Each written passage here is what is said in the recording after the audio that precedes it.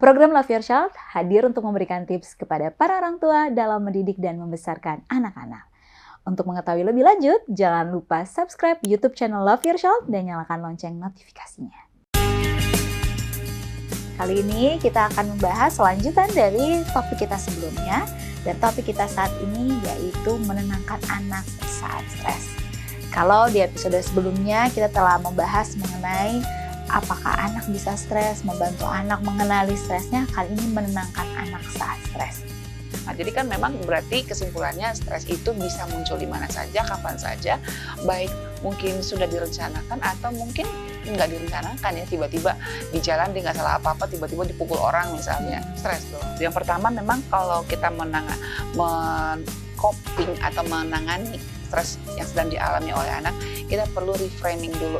Ini sebenarnya masalahnya apa sih, ya kan? Terus yang kedua, maksudnya reframing ini adalah coba ajak dia untuk punya pola pikir bahwa stres ini sebetulnya akan membuat kamu bertumbuh.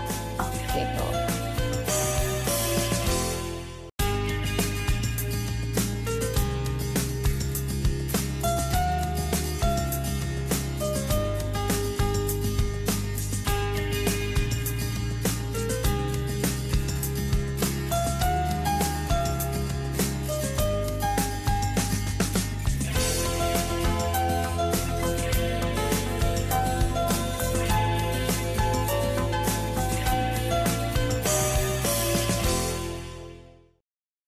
Shalom pemirsa Op Channel dimanapun Anda berada, kita bertemu kembali dalam program Love Your Child, satu program yang mengajak kita untuk mendidik dan mengasihi anak-anak menjadikan generasi yang lebih baik.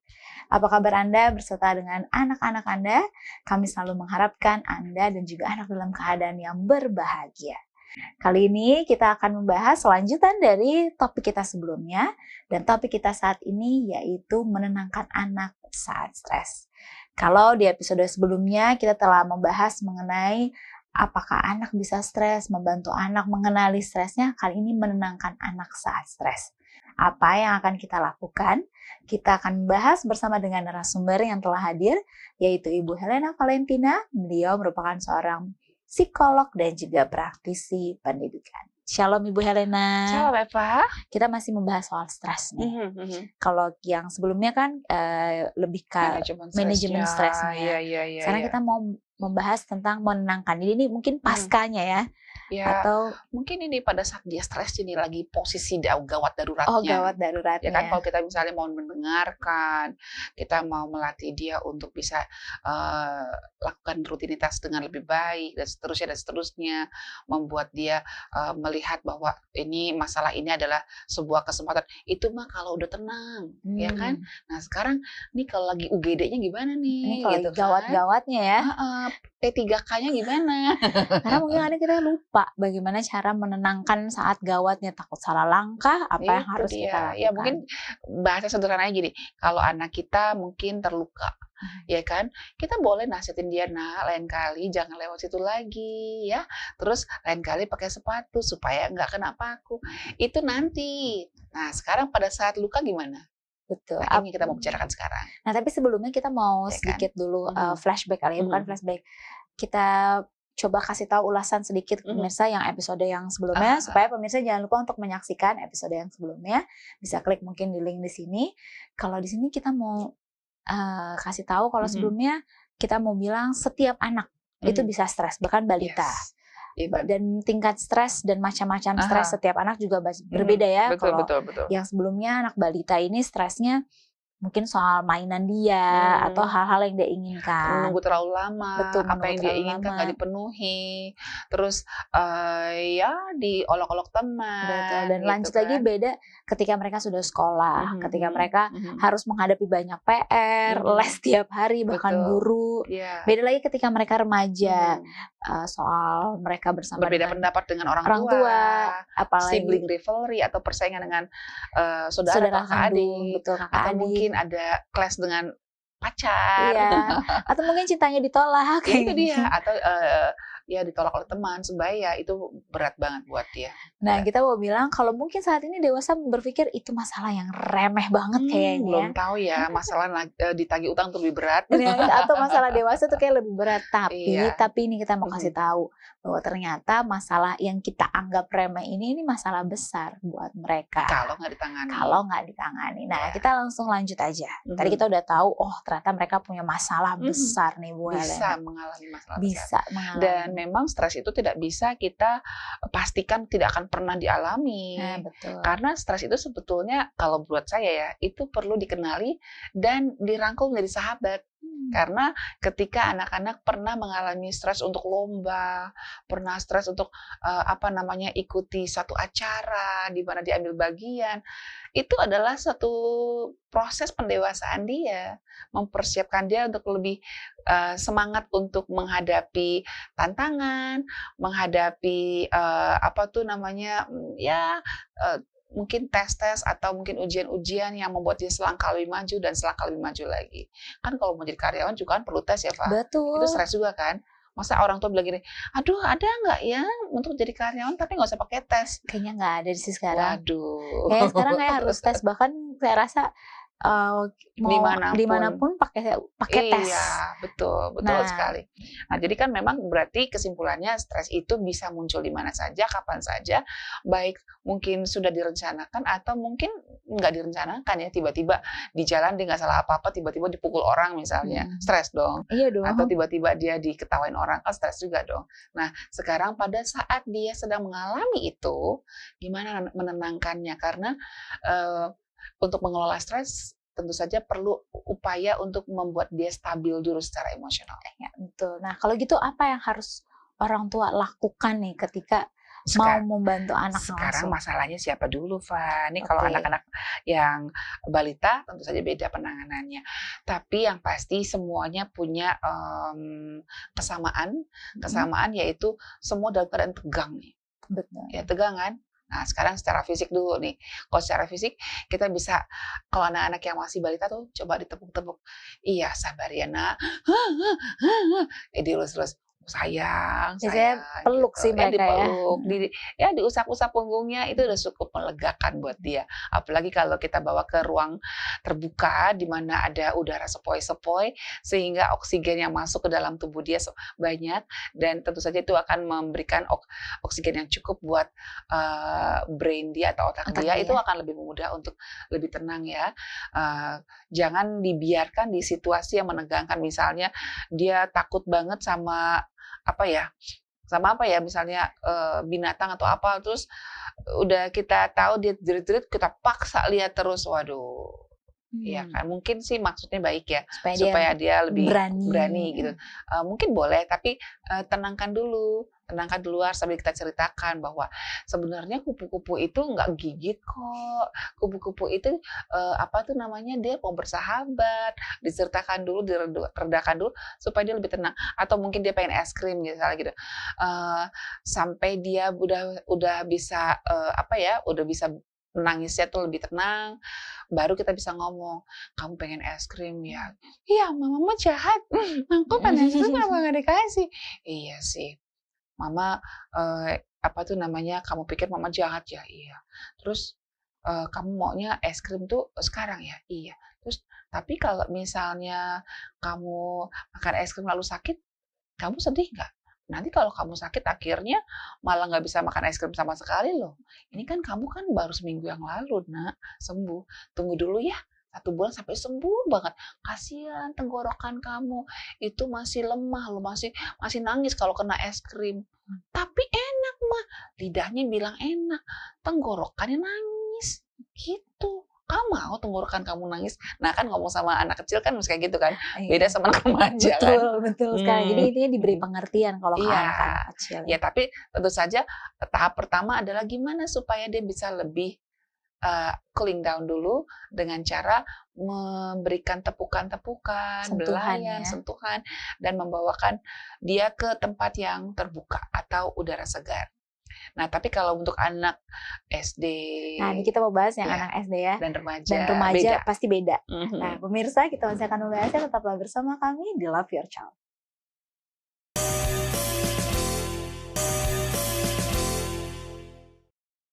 Kembali di Love Your Child dan kita masih membahas bagaimana cara menenangkan anak ketika mereka lagi stres.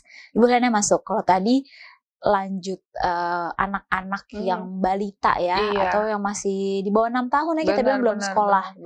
Caranya mereka lebih banyak dengan sentuhan.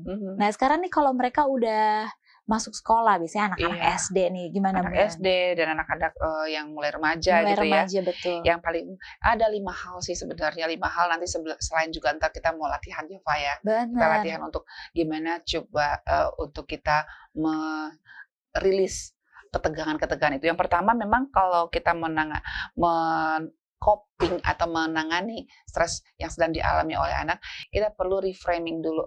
Ini sebenarnya masalahnya apa sih, ya kan? Terus yang kedua, maksudnya reframing ini adalah coba ajak dia untuk punya pola pikir bahwa stres ini sebetulnya akan membuat kamu bertumbuh. Gitu, akan membuat kamu bisa mendapatkan hikmahnya, misalnya seperti itu. Kayak misalnya gini, aduh Ma, kenapa ya temen aku kok jauhin aku ya? Oke, kamu tegang ya. Iya Ma, aku pas lagi seru-serunya main, aku disuruh keluar Ma. Oke, terus ketegangan itu kan tentu saja adalah stres buat dia. Nah kita coba ajak dia berpikir bahwa, oke, kalau kamu digituin sakit ya, gimana caranya supaya tidak ada orang-orang seperti kamu ngalamin yang seperti itu. Apa yang kita bisa lakukan? Kayaknya kita mesti tolong orang lain. Nah, berarti kamu boleh tuh berpikir untuk menjadi pemimpin, ya kan? Supaya kamu bisa menjadi leader bagi teman-teman kamu. Supaya jangan sampai ada korban lagi yang seperti kamu alami, ya kan? Berarti mungkin pengalaman stres ini memicu kamu untuk punya semangat menolong orang lain. Nah, itu yang saya lakukan sama anak saya Golda. Oh ya? Waktu dia dibully abis-abisan, saya bilang, pasti ada sesuatu yang Tuhan rencanakan di balik kejadian ini. Kalau ini diizinkan Tuhan terjadi sama kamu, pasti Tuhan punya rencana apa ya? Sekarang kita nggak tahu, tapi nanti nggak tahu. Tapi kamu kan digituin sakit kan? Gimana ya cara menolong orang-orang yang juga ngalamin seperti kamu gitu kan. Akhirnya jadi ketua OSIS deh. Iya kan? Dari orang yang dibully ketika dia masuk SMP dia mau jadi ketua OSIS. Saya dukung lah gitu. Jadi di reframe stresnya dia. Jadi yang tadinya bad stress dianggap sebagai good stress. Walaupun ini menyakitkan, menyakitkan, tapi pasti sebenarnya ini kesempatan saya untuk bisa melihat, merasakan sakit ya ternyata dibully, sakit ya ternyata ditolak, sakit ya ternyata dihina gitu kan. Oke, gimana caranya supaya aku bisa bikin tidak ada lagi korban yang seperti aku, misalnya gitu, ya kan. Nah terus yang kedua, kita bisa latih dia juga untuk shift, ganti dari fixed mindset jadi growth mindset. Misalnya, Ma, kayaknya aku tes ini aku hancur. Kalau sampai hancur udah lama, aku nggak bakalan bisa jadi apa-apa gitu. Terus atau nggak, Ma, temen aku nggak ada yang mau temenin aku. Masa sih? Iya. Siapa yang nggak mau temenin kamu? Si Cyril misalnya gitu. Siapa lagi? Iya dia aja sih. Tapi kan dia kan temennya banyak, pasti nanti aku nggak ada teman lagi gitu kan. Nah itu kita bisa ajak dia untuk berpikir bertumbuh. Kamu bukan berarti satu yang nolak kamu lalu semuanya nolak kamu dong, ya nggak sih? Bener. Terus bukan berarti kalau saat ini kamu tes kamu gagal lalu akhirnya gagal seutuhnya dong. Kan kamu masih punya ulangan harian kedua, ulangan harian ketiga, masih ada loh ulangan lain. Nah, oke hari ini kamu gagal, kenapa? Menurut kamu apa yang mau menyebabkan kamu gagal gitu kan?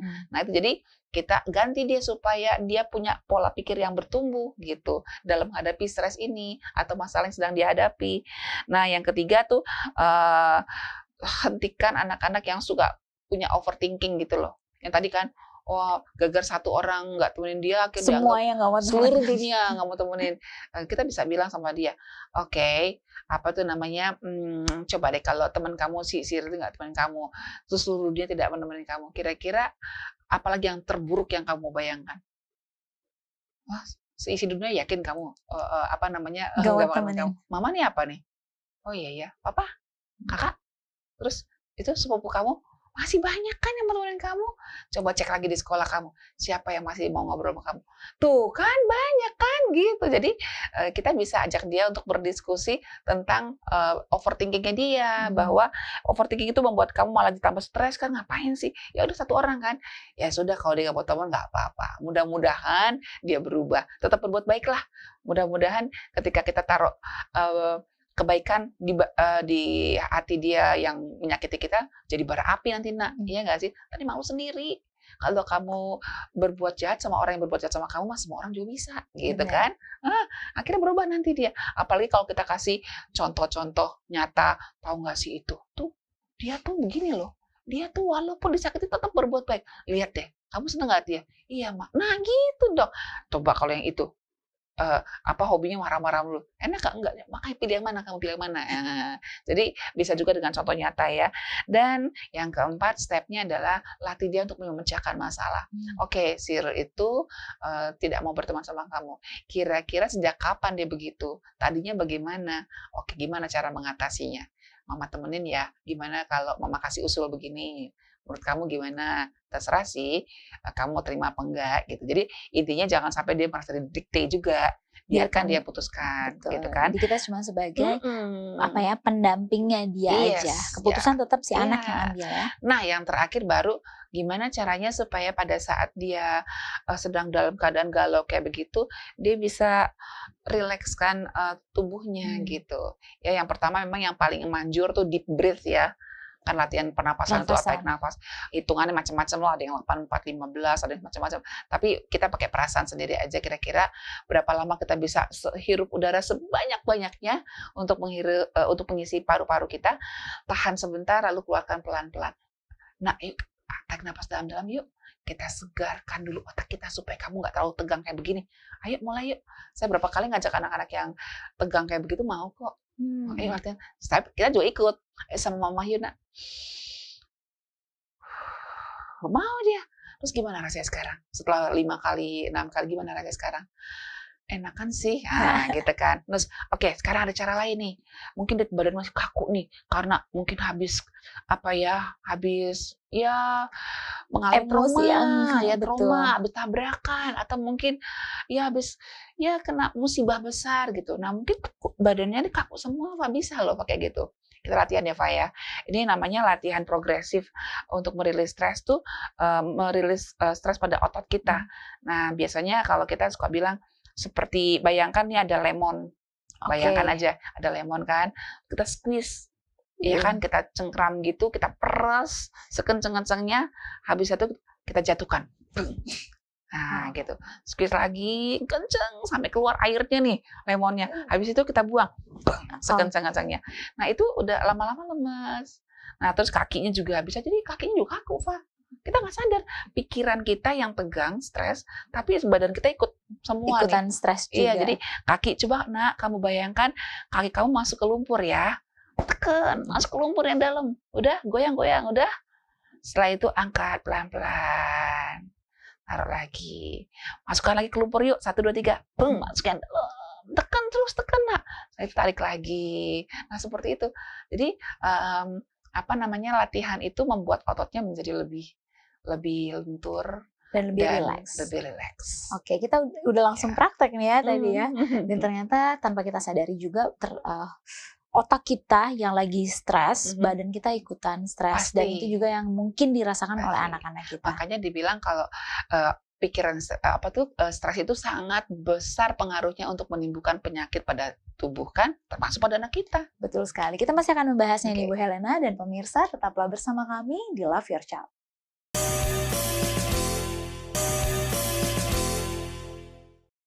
Kembali lagi di Love Your Child, dan kita masih membahas mengenai bagaimana membantu anak dalam merilis stresnya mereka ya Bu Helena ya. Betul, benar. Nah, sekarang kalau tadi kan udah kita kasih tahu bahkan sampai latihan fisik nih juga penting.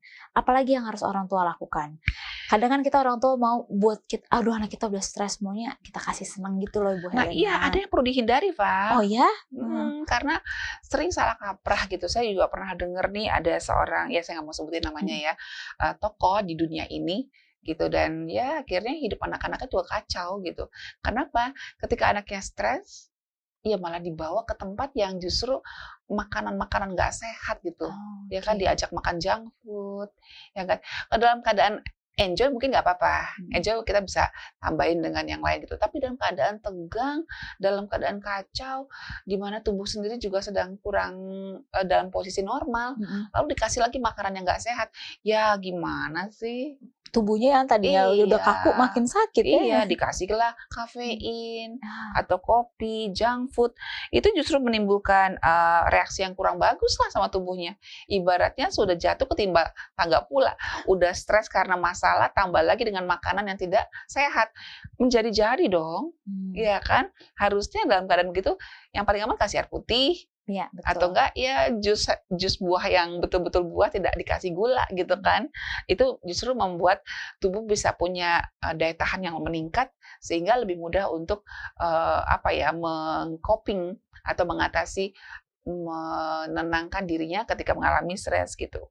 Jadi, jangan juga membiarkan anaknya untuk terjun ke apa tuh namanya, ke ya itu, main Permainan. gadget, games, ke warnet dulu ya, Mah, stres.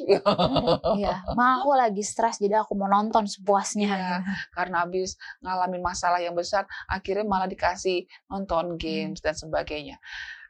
Tidak disarankan gitu. Oke. Karena apa? Nanti dia nonton film nanti games, apalagi games kekerasan lagi, justru tambah masalahnya. Justru harus dihindari seperti itu. Jadi itu tidak direkomendasikan untuk menenangkan anak yang sedang mengalami stres ya, baik itu anak usia balita kah, SD kah, atau remaja sekalipun. Dan tentu saja juga, ya merokok, Iya, alkohol, ya. Kalau misalnya bapak-bapak nih bilang, "Udahlah kamu stres nih, merokoklah kita.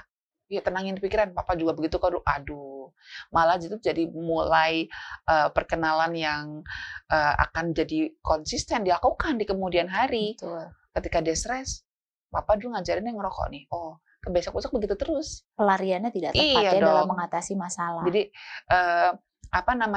badan sudah merespon dengan ketegangan dan tambah lagi dengan perusakan pada organ tubuh kita. Ya ampun, kasihan banget ya nih anak ini ya. Iya. Itu dia ya dan, jangan juga malah kita biarkan dia mengurung diri. Emang sih sometimes dia butuh, eee, merasakan being alone sementara gitu. Tapi itu bukan berarti harus berhari-hari gitu. Benar. Oke lah, mungkin 1, 2 jam, 3 jam is okay. Tapi kalau sampai seharian dia di dalam kamar terus, kita perlu pendekatan ya. Jangan sampai nanti dia terjebak dengan pikiran-pikirannya yang, melanglang buana ke hal-hal yang tidak baik. Jangan-jangan dia berencana untuk melakukan kejahatan kepada orang yang sudah menjahati dia misalnya kayak gitu. Wah, Ya jadi kan? makin Kan kacau. kalau lagi stres kan pikirannya bisa ke mana-mana kan, Benar. Pak. Nah, seperti itu.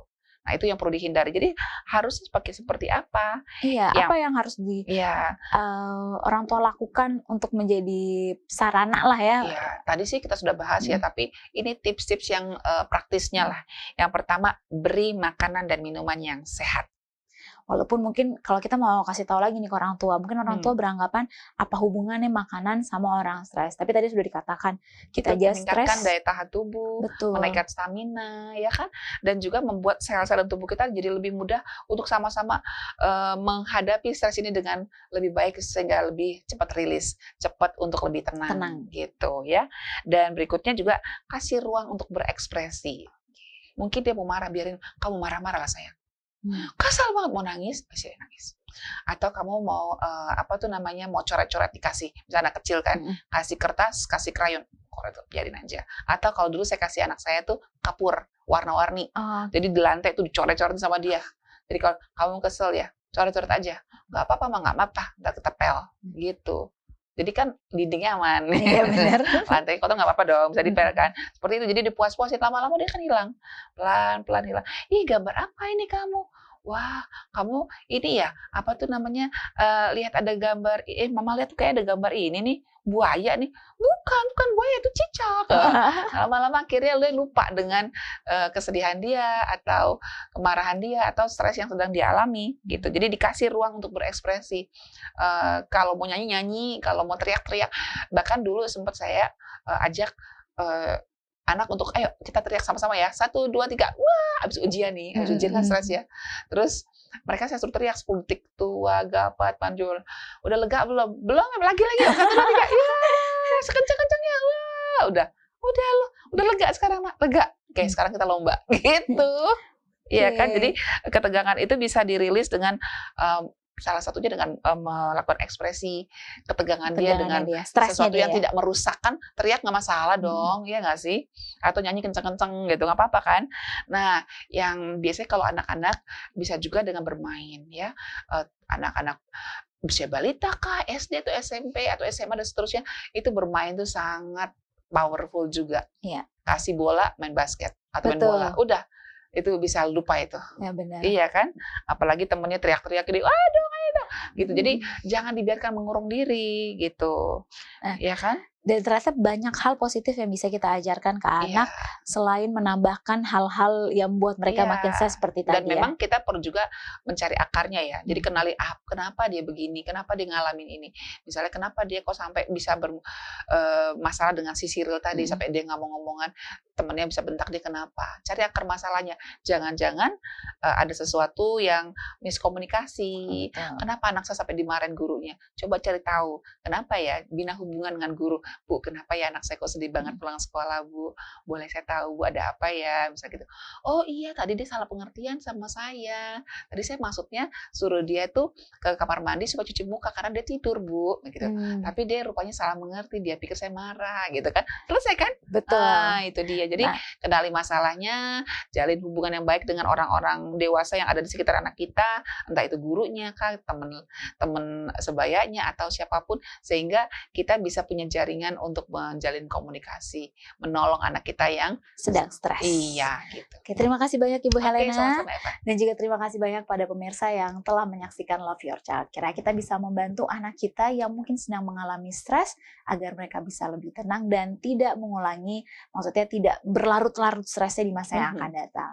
Nah, demikianlah Love Your Child kita pada hari ini. Sampai bertemu di episode berikutnya. Shalom, Tuhan memberkati.